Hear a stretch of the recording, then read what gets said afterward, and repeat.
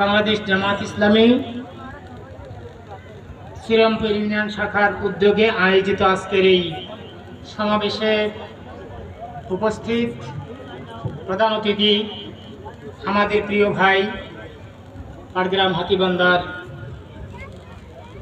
জনগণের সাথী জনাব আনোয়ারুল ইসলাম রাজু ভাই, উপস্থিত রয়েছেন জামাত ইসলামের উপজেলা সেক্রেটারি হাফেজ সোহেব আহমেদ, উপস্থিত রয়েছেন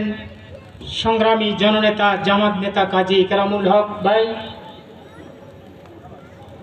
রয়েছেন জামাত ইসলামের কর্মপরিষদের সদস্যবৃন্দ, সম্মানিত